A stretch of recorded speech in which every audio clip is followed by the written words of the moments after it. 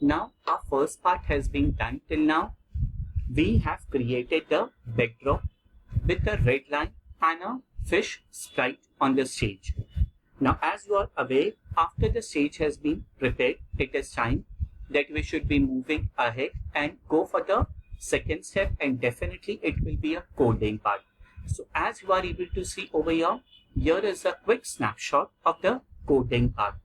Move the sprite forward with a block. And what is the block? That first I will be making use of when space bar is clicked. So I will be going under events block. Under events block, I will be able to see when space key is pressed.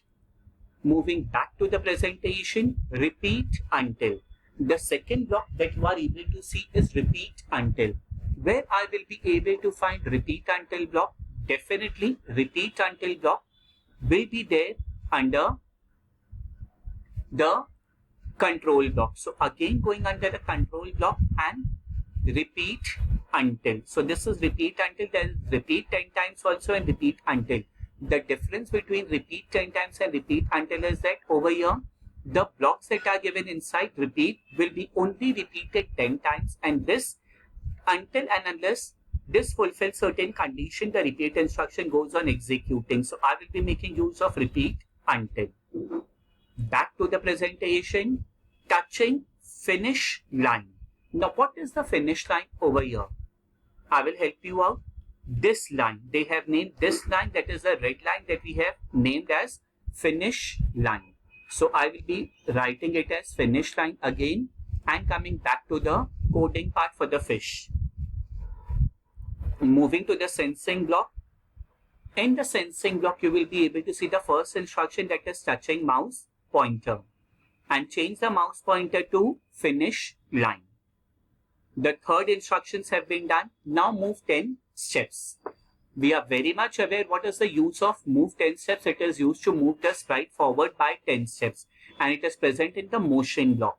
So I will be dragging move 10 steps in, keeping it inside repeat until. Now let's see what happens when I press the space bar. Yes. Now when I press the space bar, my sprite is moving and it is reaching at the finish line and it is stopping. Why it is stopping? Because we have given the condition touching finish line. So it will repeat until it is reaching the finish line. But as you are able to see, the sprite is just stopping there. So what I require, when it touches the finish line, definitely it should come back to the original position. So as you are able to see over here, go to -89 and 27. Over here the coordinates can be different. On my screen the coordinates can be different. Remember, the coordinates depend upon you where you are placing your fish. So you are able to see over here, it is -207 and -3. Remember, one more time I am iterating, the coordinates will be different on each and every screen. It depends upon where you are placing your sprite. So it is not necessary it has to be the same coordinates. The coordinate might be different. So go to X and Y. Go to X and Y definitely will be present in the motion block.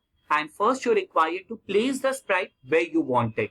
So if I'm placing the sprite over here, you are able to say -207, -3.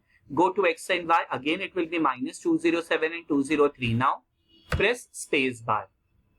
Yes, you are able to see now the sprite will be touching the red line, that is a finish line, and it is moving back to its original position.